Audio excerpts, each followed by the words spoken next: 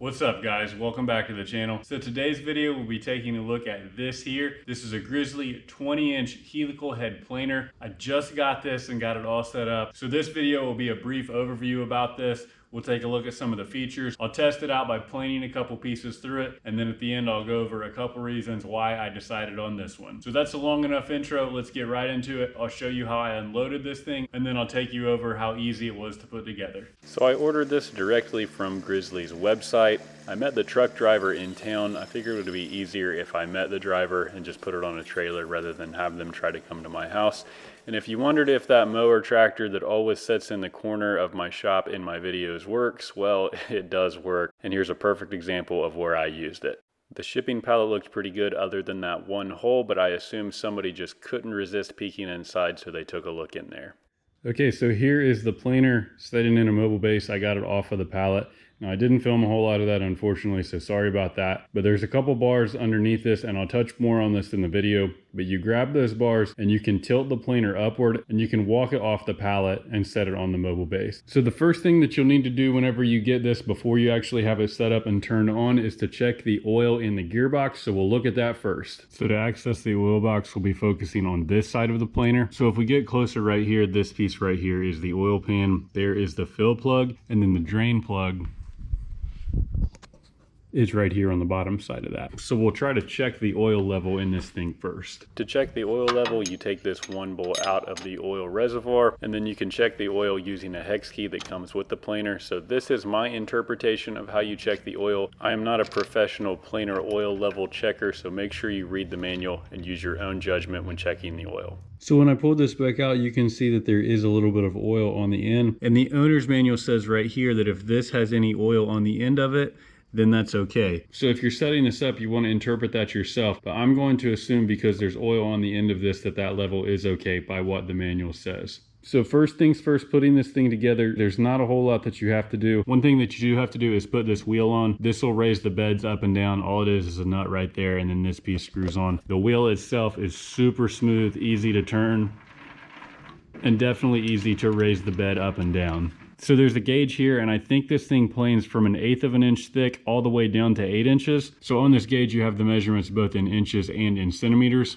The bed extensions, there's one here and in the back. These had to be assembled. It's 3 bolts. We'll take a look at those. So there's 3 bolts, one on this side, one in the middle, and then one on the other side as well. That top bolt is what connects the bed to the planer itself.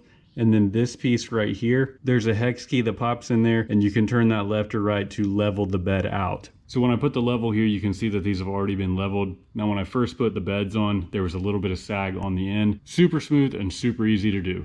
The dust port is on the back, obviously. There's a 5-inch output on the dust port, and I'll show you the reducer that I have to take that down to 4 inches temporarily for now. A couple rollers on top that you can bring the board all the way through and then push it back over top of the rollers. The dust chute bolts on very easily, 3 bolts on the top,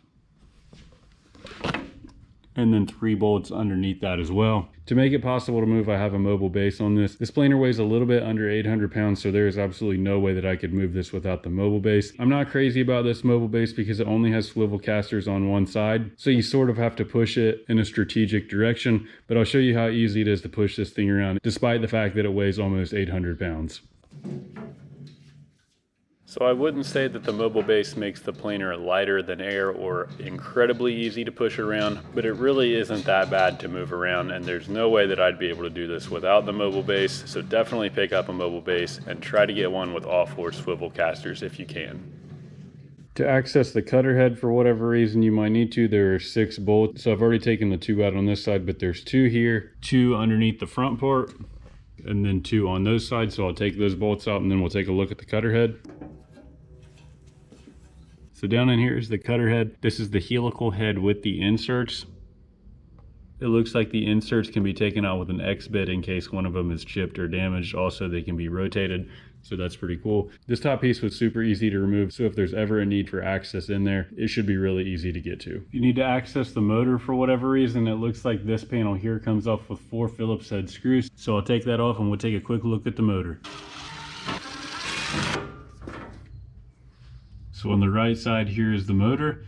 It's 5 horsepower 220. It looks like there is a chain up above that in order to raise the bed up and down. Pretty thick, heavy duty chain, and it goes all the way around. So that's how the lift works, I assume. Looks like the electrical component is over on the other side. Everything is pre-wired, so you don't have to do any wiring before you start this thing up. So this is where it's gonna stay for now. I might move things around later, but I have my table saw here, joiner here, and then the planer there. And there's a path that I can walk all the way through here to get back on this side to get all the boards out. So I might move things around later, but for right now, this is where it's gonna start. The plug that comes with it is an L630. It's probably about 10 foot of cord, plenty of length. And to plug this in, I ran a circuit up through the ceiling with the receptacle, so I can just plug that right into the outlet there. The cord might kind of be in the way. I'm not really sure how I'm gonna have this completely set up, but for now that will work. Just a couple other real quick things before we get started on this. The finish on this planer, as far as the metal tables and the powder coating, is pretty well flawless. It's really nice around the outside edges. Now that's not something I necessarily care all that much about because this is a tool to be used. But when I got the joiner, which is right here, there were a couple scuffs around the edges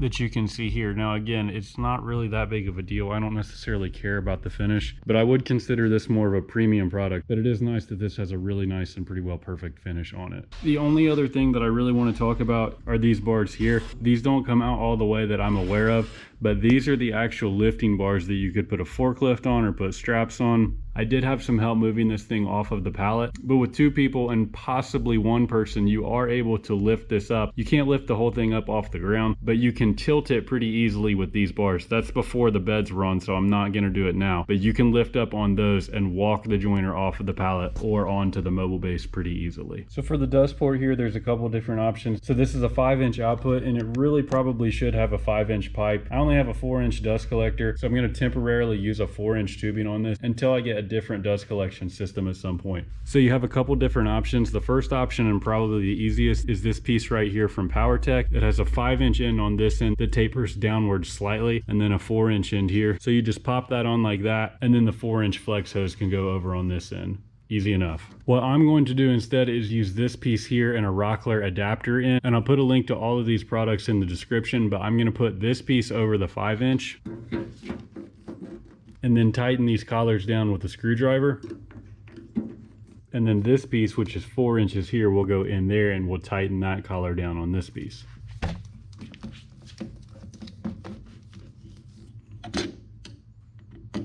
So then I can take this is the other part of the Rockler adapter that is connected to the flex hose, connect that right there, and then dust collection is done. The cool thing about this is that this is the exact same end I have on my table saw and joiner as well. So right now, rather than me having to run a different tubing to each tool, I can pop this off,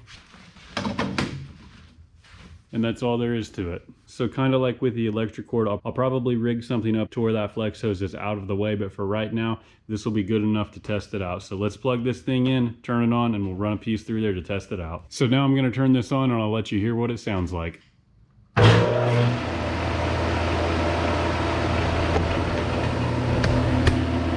so the planer is not running. I know you're supposed to have on ear protection, but just to show you how quiet this thing is, I wanted to turn it on and try to see if you could pick up my voice on the audio. So I turned it off so you could hear me a little bit better. I was talking a little bit louder, but I really wasn't screaming. I cannot believe how quiet this thing is compared to my benchtop planer that I used to have. I had a Delta 12-inch benchtop planer and it worked fine, but it was insanely loud. This thing is not even close. It doesn't even sound like it's on compared to that planer. Obviously, it does still make a lot of noise because it's a big planer, but it is so much quieter than that other planer was. So now that you've heard what it sounds like, let's run a board through and see what the result looks like. So one quick thing that I want to mention is that the planer has 2 different feed rates. I believe they're 28 and 16 feet per minute. Those numbers don't mean a whole lot to me in terms of how fast it's going. I just think of it as one setting being faster and the other setting being slower. But I thought it was cool how there were variable speed rates with this planer. The auto feed and the rollers worked pretty well perfectly on this, and at this point I'll hush up for a second, so take the rest of the time on these test pieces to listen to the planer run in peace.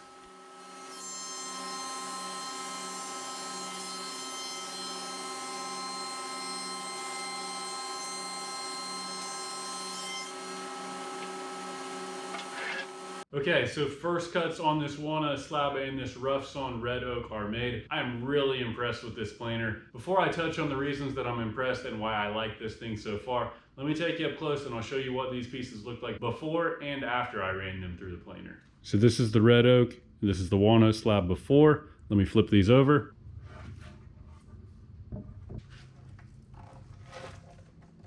And this is after. So obviously you can't feel this through the camera, but these things are smooth as glass. They almost feel like they have already been sanded. I did get a tiny bit of snipe on the oak, so I have to figure that out, what's going on with that, but it's not that bad. Same thing over on this walnut, super smooth. Finish looks great. Pretty well no tear out whatsoever, and I didn't get any snipe on the slab. So the slab is about 15 inches at its widest point down there. This piece of oak is about 8.5. I had no trouble running these through the planer whatsoever. I did get this slab a little crooked at the beginning on one. Whenever the piece hit the outside of the planer, it automatically kicked back and fed right through. So now that you've seen what these look like, I'll talk briefly about what I like about this planer so far. All right, so now that you've seen this thing in action, let's talk briefly about why I bought this planer instead of some of the other models. So if you've watched a lot of my previous videos, you'll know that I had a 12-inch Delta benchtop planer that I used for a long time. That planer worked really well, but it wasn't quite big enough for some of the things that I want to do. So while that was a great planer to learn on, it really was time for me to upgrade to something bigger. So why did I go with this instead of a 15-inch or the DeWalt planer that has a lot of good reviews?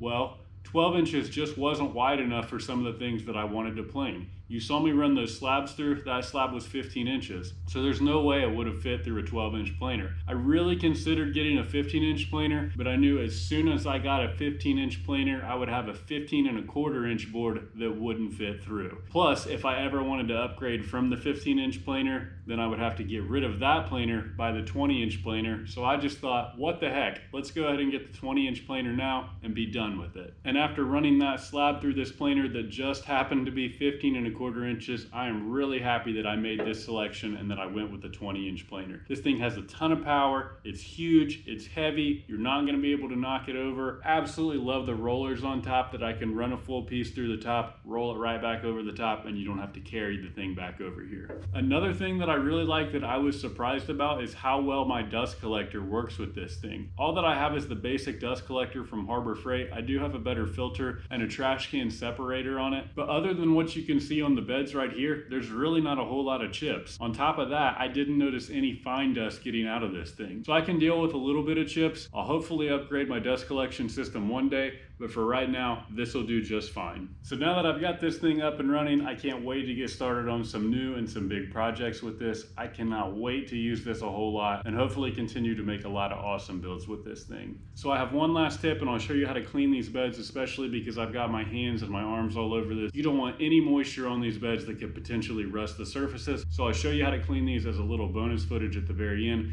But if you made it this far, thank you for watching. I hope you found this content useful. If you have one of these or you have experience with a planer this big and you have some tips, drop a comment below and definitely let me know about those. So enough talk, time to put this thing to use on some bigger projects. As always, don't forget to like, share, and subscribe. Stay tuned for more, and I'll see you in the next video. And here is the real quick bonus footage on how to clean the beds on not only this planer, but all of the other cast iron on the machines that you have in your shop. You just spray this on, let it set for a minute or two, and then you can wipe it off with a cloth or a paper towel. This is the stuff you want to use. Don't mess with any harsh products or chemicals. Just get this stuff. It works awesome. It'll keep everything nice and clean as well as smooth and running properly.